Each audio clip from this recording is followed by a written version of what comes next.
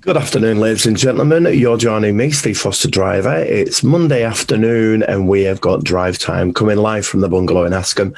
I have with me this morning the wonderful Sue Atkins, who is parent advisor from ITV's this morning, and Peter Turner, equally wonderful, Chief Commercial Officer at AVG, Consumer Security Expert. Good morning, or good afternoon both, should I say? Hello, how are you? Hello. I'm absolutely wonderful, thank you. We're talking about the very important subject. As more and more parents are being requested for homeschooling and also to shoot the kids online, there's a big concern about online safety and adult material. The statistics are actually quite shocking. How does this come about, Sue? Well, I've been working in partnership with the cybersecurity company AVG around this global research, not just local, it's global, about kids being exposed to inappropriate adult content. And then it's leading to these earlier conversations around having the birds and bees conversation. Yeah. But, kids are at home now, home learning, whatever you want to call it, homeschooling, e-learning. They're being exposed more and more to the internet and its darker side in many ways. Yeah. And I was surprised by the research. It said 89% of parents cite unintentional exposure to adult material as one of their biggest concerns about their kids using the internet. So, 7 out of 10, that's quite a high percentage. That's 72% of children admitted to having a bad experience during lockdown. So it's important that we have these conversations, that we put in protection around them, like the AVG security staff, and then we have the talks with them, because it's important that parents hold the space, because that's where you learn about all these sorts of things properly, about love, and relationships and how to handle things that you might see online that's not appropriate. And you want the kids to come to you. You don't want them finding out about it from a friend, because they often get the wrong end of the stick, don't they?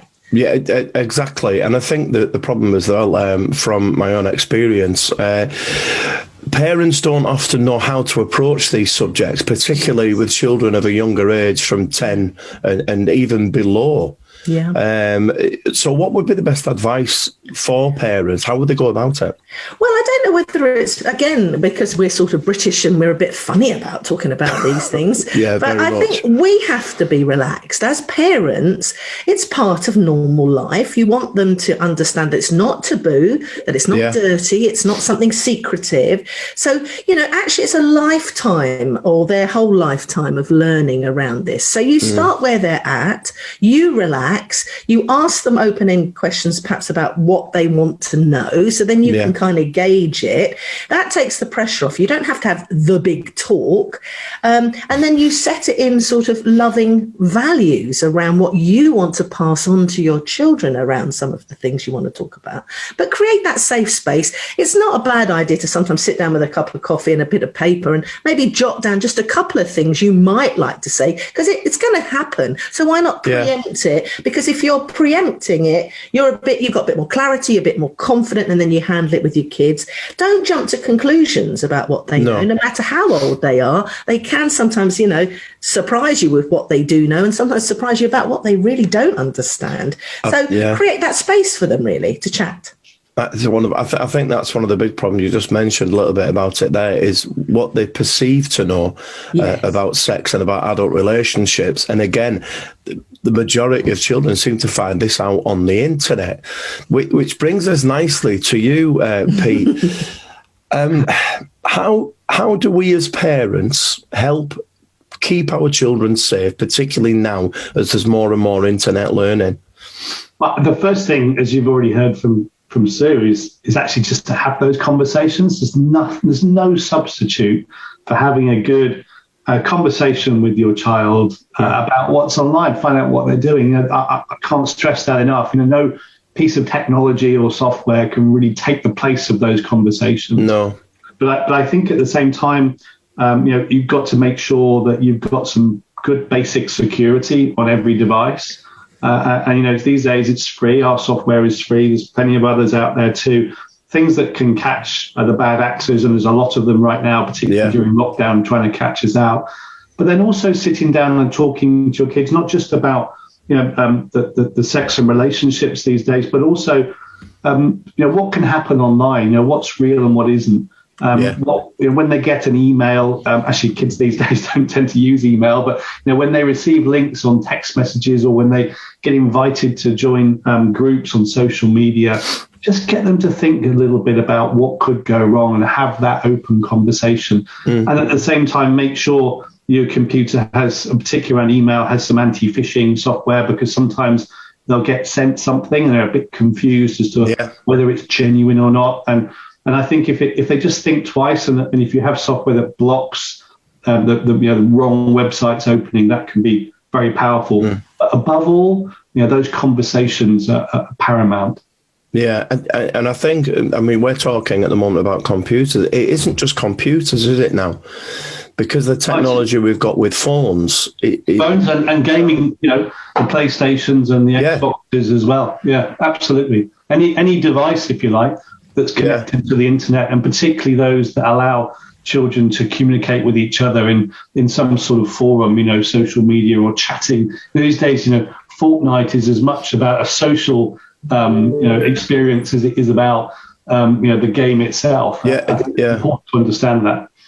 The other thing that I would love to ask is there an access area that parents can get in touch with yourself and the company about how best to be safe online? Well, first thing is to go to our website, www.avg.com. There's a lot of information there. We have a blog. It's on the top right-hand side. There's a link on the top right-hand side of the page. Lots of information about how to stay safe online. And also, of course, there's a software on there that's free to download. But have a look around. We do a lot of work. Also, Sue, I know, has got a blog, and there's quite a lot of information online to help you. I think if you can overcome that initial fear of how do I have that conversation, and if you do some background research, it can really help. Can I just add, there's something that it was kind of aware to myself. We have an awful lot of parents out there that have learning difficulties themselves. Now, how do we advise these people? How do we get them to be comfortable and be able to access the information that they need to help the child? Very interesting question, isn't it? It's about then making sure that they have their questions answered, because children are taking their lead from you. You are the blueprint, actually, for how we talk about all sorts of subjects, and this in particular. So, it's again accessing good blogs and making it in simple language. It's Safer Internet Day, so there's a whole raft of information that's not overwhelming for people with additional needs. But if you get a little bit confident, then you can pass it on and keep your kids safe. That's the important thing. And don't make it scary, because the internet is a fantastic place for all sorts of wonderful conversations and learning and all sorts of things. Get it in balance, I think, is the important thing. But reach out and have a little look and talk to friends and family if you are unsure, to get the right information. That's the important thing, isn't it? Absolutely. Well, can I just say thank you so much, both, for talking to me. It's wonderful. And I'm glad that these kind of things are coming out there and they're easy to access for an awful lot of people. So for now, Sue and Pete, thank you very much. Take care, and I hope you stay safe. Bye-bye. Thank you. Thank you.